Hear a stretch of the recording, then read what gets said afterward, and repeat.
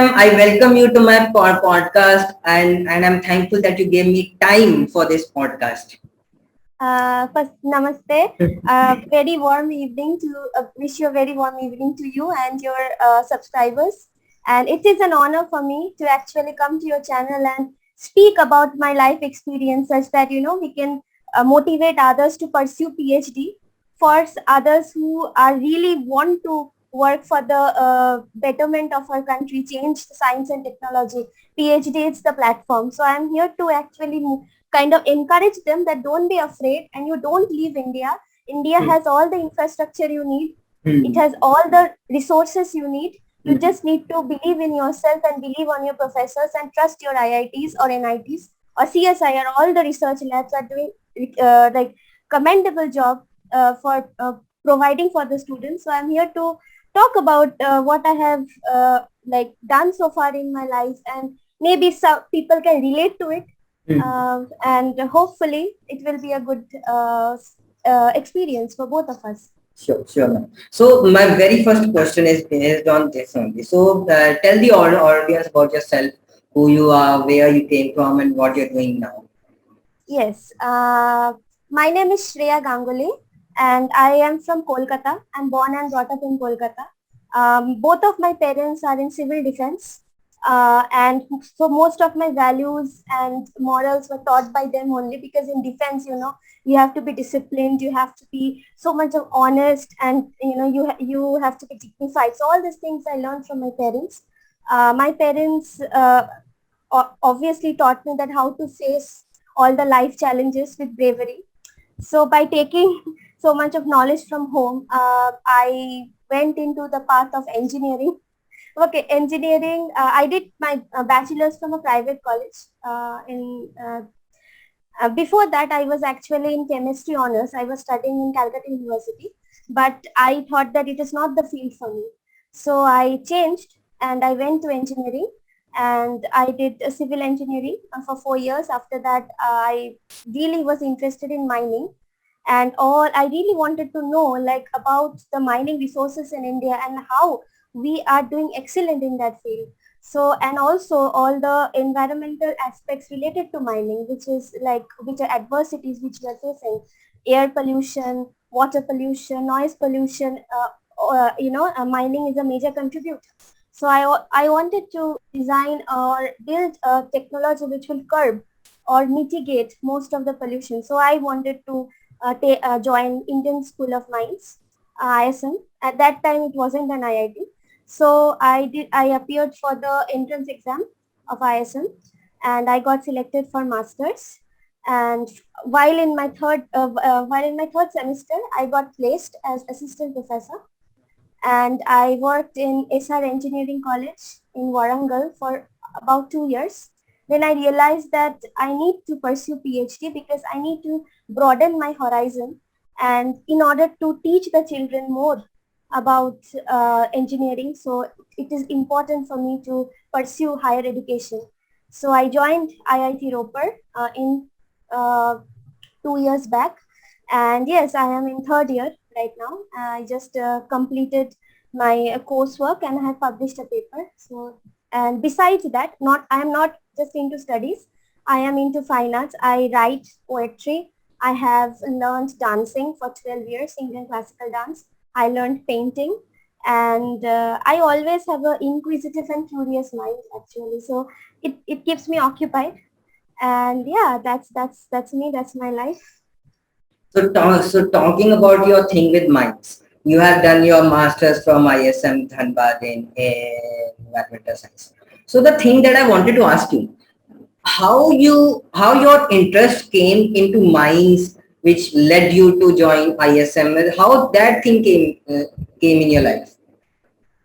Yes, that's a very interesting question actually. I really want to answer this.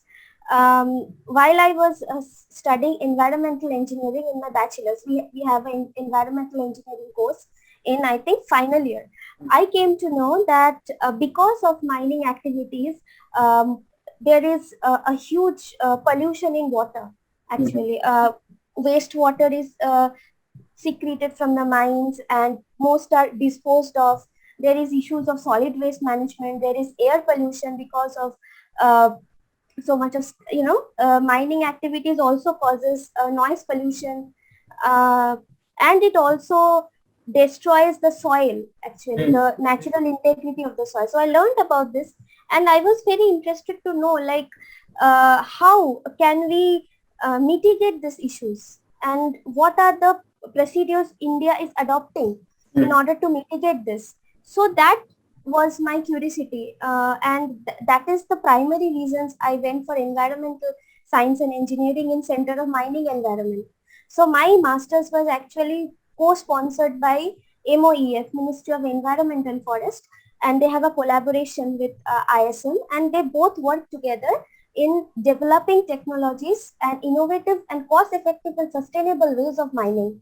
Mm. So I learned about this in my master's, and I also learned about various methods by which we can actually reduce. I won't say stop, because Mm. pollution from mining cannot be stopped, obviously. So we can Mm. reduce it, and there are actually two ways of reducing: reduce at the source or reduce at the receptor. Yes, yes. So Indian School of Mines work for the source, like they reduce the amount of pollution generated at the source. Mm. Okay, so my MTech thesis was actually on wastewater treatment. It was removing crystal violet dye from textile industry Okay. by using nanoparticles. So Okay. that was my MTech project, and obviously most of the work in my institute was about mitigating the harmful effects of mining Mm. and industrial waste. So I have this question. Like, I want to get admission since since I know that you are doing a PhD from IIT Ropar. So, like, if I want to get an admission into IIT, so what is the procedure for this, and how can I do so? Yes, yes. This is a very like important question. Uh, how do we get admission for PhD in IIT? Like, your CGPA has to be more than 6.5 in BTech, Okay. and your 10th and 12th scores should be above 70%. So these are the basic criteria. Then you apply at the IIT, and you have to submit a research proposal. Research proposal means your research interest. If it matches with, you go to the website of the IITs and you search the professor's name, faculty list, and based on their interest, you can make up your own research interest and write up a research proposal, which is there in IIT Ropar. So that you have to submit at the initial stage. So after you get accepted, you are called for an interview. So the interview in our case in 2019, it was in 2 rounds. So the first round was basically the screening test. Here you are selected on the basis of your MTech project, or how novel and how innovative your MTech project was. Since my MTech project was very much new, nobody has used iron oxide nanoparticles and sawdust together and treated crystal violet dye. So it was quite a novel method of treating that dye. So it based on the uniqueness of your work, and if you have any papers in MTech Mm-hmm. and your work experience, if you have any work experience, it adds to your marks. Mm-hmm. Then comes the second round. So I remember, out of 40 candidates, only 5 of us got selected for the second round. Mm-hmm. So in the second round, what happens is, there is like all the professors of the institute will be there, and they ask you questions, basic questions. Since I applied in water resource engineering, so I was asked from water resource, like basic BTech questions, which you will prepare for GATE. So all these questions they ask you, and they increase the level. So second round is like miscellaneous. They Mm-hmm. can ask from anywhere. So Mm-hmm. make sure that you study the BTech subjects very properly, especially fluid mechanics, Mm-hmm. hydrology, in civil engineering I'm saying, Mm-hmm. hydrology and environment. You study this thoroughly, then only you can answer them. So this was the second round. And after that, they will select any 2 or 3 based on your performance. Yes. So that's how I got selected. Mm-hmm. Yeah. So I was having a look at your profile, and you have also worked as a business development partner at Tata Steel. So the thing that came into my mind is, what does a business development partner do? Like, what's the job profile in that case? So I did an internship Okay. with Tata Structure Studio, which Okay. itself is a business development organization. Okay. Okay. So my job was two jobs I was given Mhm. while I was doing internship. The Mhm. first one was designing a simple shed for Okay. for a platform, railway platform, by using StatPro. And the second, where the business development part comes, it was doing a market survey. Okay. So we had to actually uh, take appointments from the leading architects and the leading structural designers Mhm. based in Kolkata. And we had to talk about their projects, which are ongoing projects, and what projects they did, and how they have taken help from Tata Steel, whether they have used the steel or the hollow steel sections from Tata Steel.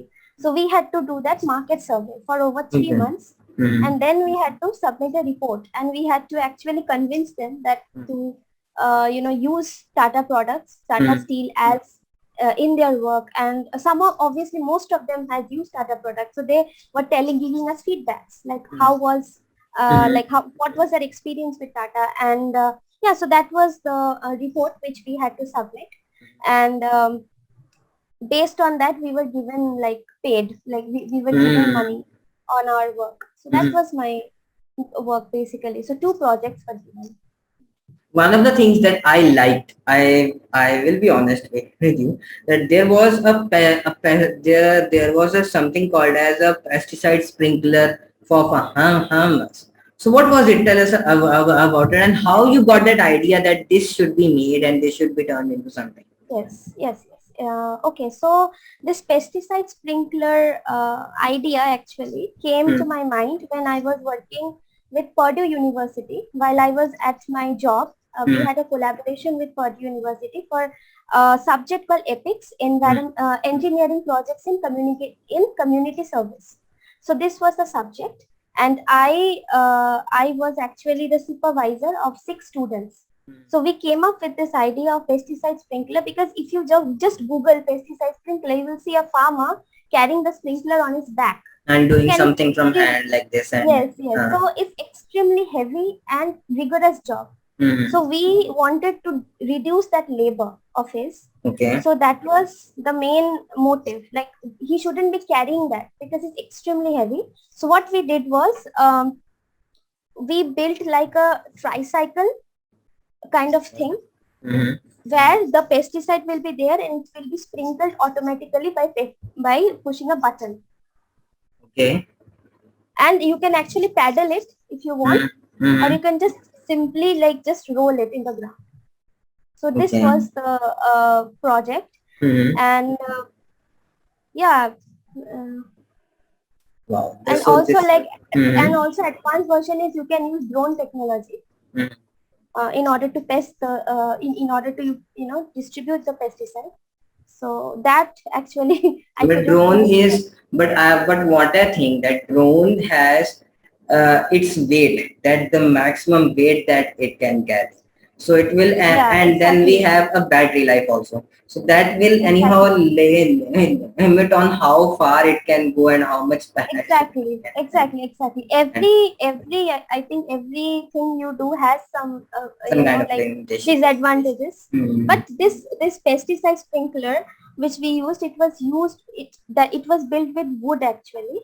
And we didn't use any metal, steel or anything, and we just placed the pesticide. Obviously, of very we cannot keep like a huge amount of pesticide. Hmm. So that was the disadvantage. The amount has to be less. Okay. That's good. That's good.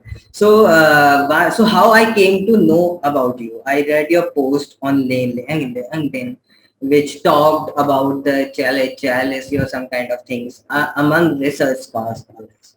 So, I just wanted to ask you, said, so this is something that you saw, or this is something that actually happened with you that made you think about this and write about this? So, what was it about? Yeah, I mean, obviously this has happened to me, Okay. and it is really like this has happened, and I think this kind of envy and greed are there in every profession. Everywhere you go, every field you go, there will be some people who are, who are not happy with your progress, or who will always try to be condescending towards you, who will always try to put you down. So this is like a common thing. And yes, it happens in research phase as well, but It nobody happens. really talks about it. Nobody talks Mm. about it, and I was the person who actually talked about it because it affects you emotionally, because we Mm. all are human beings, and when someone who is your friend today stops talking to you after you publish a paper or you achieve something, it really affects you, as a person. So it has happened to me, and I know it will happen to me in future. So the Everybody it best part, happens. it happens. It happens to everyone. So the best part is like to ignore such people, or at at this stage of our life, we should look for quality friends rather than quantity. So we look for people who genuinely are happy for you, who genuinely cares about you. And yes, one thing I would like to say in this context: if someone is achieving something, the other starts bullying or do character assassinations of that person. Okay, you are this, you have done this, that's why you got it, you came in reference, all these things, you are a recommendation student, somebody recommended you, that's why you got this job. This also happens. So this is wrong. If you really want to beat that person, do it in a healthy manner. Mm. So okay, so healthy competition is always welcome Mm. everywhere, Mm. but bullying and putting somebody down, name calling, it is something which needs to be stopped. And yeah, so my advice to people who are actually facing this is just this: ignore them and try to improve yourself. Be in such level that nobody will actually able to touch you. Be Mm. reach that level in your Mm. life. Yeah, so that's what I would say. Great, great, great. Well, another thing that I saw in during your in your post is that you talked about not going to abroad for PhD, and this has actually happened with me also. Like I too wanted to go outside India for PhD, but due to something that I could not. So the question that I wanted to ask you is that how you kept yourself sane at that time when this thing have happened. You came to know that okay, you cannot go outside for PhD. Yeah, like actually, I will tell you the reason why I couldn't go. I was selected at University of Strathclyde in Glasgow for a full-time PhD in environmental engineering branch. But what happened was I was supposed to join PhD in the month of September. Mm-hmm. Okay, so now what happened was my father actually fell ill in the month of August, Mm-hmm. and I am the only child of my parents. And at that time, I felt that my father needs me more than I need the PhD, because PhD I can get, like if I try, I will get any next year also. But Family staying with comes family, first. Mm-hmm. obviously family always come first. If somebody says I'm balancing my life, you are balancing, but first of all, your family, your mom, dad is your first priority. I Yes. believe so. Thank you.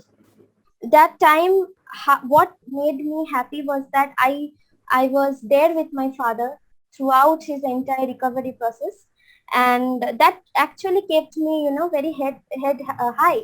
I was a strong individual. There's so many things I learned while I was with my father at that time, juggling between doctors to doctors. I learned that okay, like you have to be a strong person emotionally. You have to be strong, and no matter one opportunity has gone, the next will come. Mm-hmm. Okay, so you always have to be strong and very much determined. I was determined that I will get my father stand up on his feet. I was very determined, I'll make it happen. That's what I did. And Yes, and then my mother suggested. My mother was still working at that time, and she was in civil defense. As you know, in defense there is no like fixed timing. So Mm-hmm. my mother used to go at 6 a.m. someday, come at 8 p.m. at night. So I was only there with my father at that time. So for me, for my mother also, the priority is country. So she Mm-hmm. always used to say that okay, I will be there, but I have to go for work as well. So the thing which I learned during this thing is that you have to set your priorities right. Mm-hmm. Okay, first priority, second priority, like that. And PhD for me, if I can get once, I will get it again. So that Obviously. amount of yes, that amount of confidence I had in me. Hmm. You have to be confident, and I knew that I had enough in order to reapply. But during that time, I came across, I did give an interview in IIT Ropar when my father recovered. And at that time, my supervisor, Dr. Chandan Ganguly, he was like, his profile or his achievements really encouraged me to work for him, work under his guidance. And yes, he too, and I am working under his guidance now. And I felt that this is like good as well. I'm not Hmm. regretting because I am not abroad. I am in India, and my supervisor is helping me Hmm. much more than I would have expected. Hmm. So yeah, so it's not bad that you are in India. Yes, things didn't go the way I thought it would, but it's good now, it's stable, and I'm very much sure that within 2 years I will be able to complete my PhD. My best wishes are with you, and I know that you will. Thank you. You in your LinkedIn says that you are a future entrepreneur. Yes, So, entrepreneur without a vision does not make sense. So, yes, what's your vision? How you see entrepreneurship and what kind of change you want to bring in? yes. Yeah, so okay, so our India, so whatever I have, the vision which I have for entrepreneurship is based on our country only. Okay, since we know that here in India the basic right, the basic needs of a person like roti, kapra and makan, these aren't fulfilled for every individual, especially the makan part. We all dream of having a house, and after like working for 30-40 years, we actually build the house. So why take so long when when you can use a resource in Hmm. maximum, utilize the resource to its maximum limit, then you don't need that Hmm. amount of time to invest. Okay, Hmm. so my concept is similar to Elon Musk concept, which is maximum utilization of resources. So my vision is to develop a tiny house, which we have heard is very much popular in European countries. Tiny house means having, in a small space, you have a house with all the facilities in it. Okay. And so that is my vision. For Hmm. example, there is a house where the electricity comes from a solar panel. Okay, Hmm. just install a solar panel. You can get for the water. You can actually store the rainwater and harvest that, and that water you can use for your daily needs. So these are the certain small things which I have learned. So I would Hmm. like to implement that in India. And so my entrepreneurship goal is sustainable construction. So that's where I Okay. want to invest in. Okay. And yeah, Sustainable construction. So, your idea of sustainable construction is limited to utilization of resources, water from rain, water harvesting, electricity from solar panel.